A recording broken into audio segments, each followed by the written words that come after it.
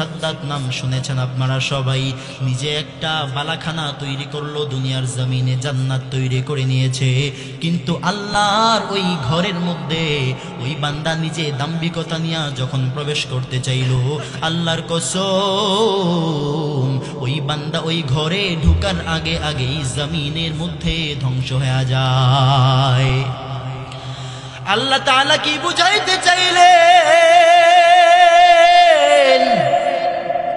আল্লাহ তাআলা বলে, গোলাম টাকা থাকলেই তুমি অহংকারী হয়ে যাইবা, বিষয়টা এমন নয়। বান্দা তুই ক্ষমতা পাইলে যে অহংকারী হয়ে যাবি, বিষয়টা এমন নয়। কারণ দুনিয়ার জমিনে দেখ, 16 বছর ক্ষমতায় থাকার পরেও কিন্তু টিকতে পারে নাই। ও গোলাম, দুনিয়ার জমিনে 700 বছর রাজত্ব করার পরেও কিন্তু ক্ষমতা নিয়ে কবরে যাইতে পারে নাই, ঠিক কিনা বলেন? গোলাম ভালো করে বুঝবি, টাকা থাকলে অহংকারী হওয়া যাবে না।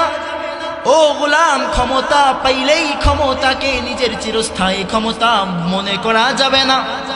তোমাকে জানতে হবে, তোমাকে বুঝতে হবে যে আমার জ্ঞান আছে, ইলম আছে, এই জন্যই ইলমের বড়াই করা চলবে না।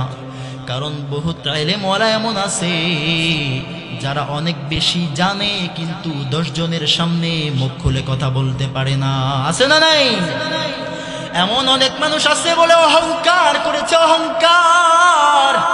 আল্লাহ তাআলা বলে, গোলাম অহংকার করার কারণে আমি মালিক ওই বান্দাকে জবান বন্ধ করে দিলাম। অহংকার করার কারণে বান্দাটা বোবা হয়ে গেল।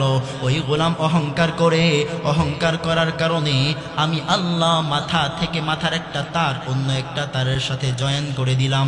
যার কারণে আমরা দুনিয়ার জমিনে দেখতে পাই, রাতের বেলা যখন গাড়ি দিয়া চলি, দেখি রাস্তার পাশে এক পাগল হঠাৎ করে তাকাইয়া দেখতে পাই বসে বসে একটা পত্রিকা পড়ে। পত্রিকা ভালো করে যখন তাকাইলাম, দেখি ওই পত্রিকাটা ইংলিশ।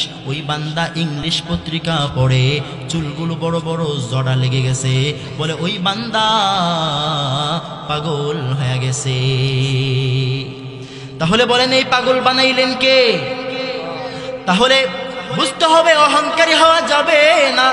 অহংকার হওয়া যাবে নাকি? অহংকারী হওয়া যাবে নাকি? মুতাকাব্বির অহংকারিত হলেন একজন, জোরে বলেন না তিনি কে? আল্লাহ তাআলা বলেন, আল মালিকুল কুদ্দুসুস সালাম আল মুমিন আল মুহাইমিন আল আজিজ আল জব্বারুল মুতাকাব্বির। আল্লাহু আকবার।